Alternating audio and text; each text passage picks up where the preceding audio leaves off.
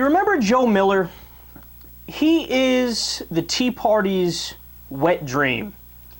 He ran for office in 2010, and even with the Tea Party revolution, which happened in 2010, if you guys remember, I mean, the Democrats got walloped by the extremist right-wing Tea Party. And then, by the way, why is that the case? Because, I mean, you want to talk about going on the offense.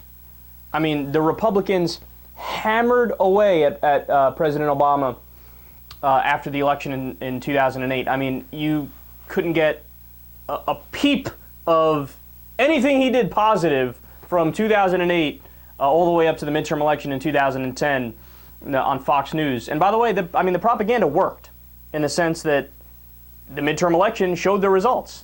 Now, of course, it's a little bit more complicated than that. Obviously, the position of the economy at that point in time, Obama inheriting a horrendous economy, the worst economy since the Great Depression, losing between 600,000 jobs and 800,000 jobs a month, and he started digging us out of there. But either way, the Democrats paid a political price for it in 2010. Well, even with the Tea Party shellacking across the board, Joe Miller not only lost, he got beat by a woman whose name wasn't even on the ballot. That's amazing. Like, I don't know, was there some sort of a write-in campaign? I mean, I guess there had to be for him to beat somebody who was on the ballot. And by the way, Joe Miller was getting a lot of press, too. I remember that. So yesterday, Politico reported that Miller filed papers to run for Senate again, which means we are going to have a field day. Because Joe Miller is Mr. Unconstitutional. I mean, this guy thinks everything is unconstitutional. No, like, you know how most Republican politicians, they hold some pretty wacky views, but they understand that there's a time and a place to discuss it. Like, if you're talking in front of a right-wing think tank, okay, you go balls to the wall, you can tell them whatever you think, right?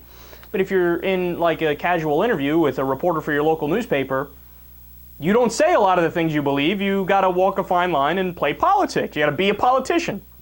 No, this guy had no filter. So, for example, he said Social Security, unconstitutional, shouldn't exist. Minimum wage. Yes, the minimum wage is unconstitutional. Miller told ABC News that, quote, there should not be a national minimum wage because that is not within the scope of the powers that are given to the federal government. So it appears like he wants to go back to the founding, and only the things that the founders intended back then is what we should what we should live by. So I guess, do you want to go back to slavery? I mean, the founders had slaves. It was written in the original Constitution, and you seem to be alluding to the fact that you're into just the original Constitution. So, of course, do you think that's it? Oh boy, I'm just getting started here. Did you fart? You farted, that's unconstitutional. Are you breathing too heavy? That's unconstitutional. In July 2010, at a time when 9.5% of the nation was unemployed, Miller suggested that out-of-work Americans should be stripped of federal unemployment benefits because it's unconstitutional. Here's one everybody will love. Tell your 9-year-old to stop being a moocher and to get to the factory. Child labor laws, unconstitutional. He says Medicaid is unconstitutional. However, that did not stop him from taking Medicaid benefits himself. So I guess in a weird way, he would be unconstitutional, right? And my favorite is that Miller thinks his own Senate race should be unconstitutional. Now, how is that even possible? Well, he supports repealing the 17th Amendment.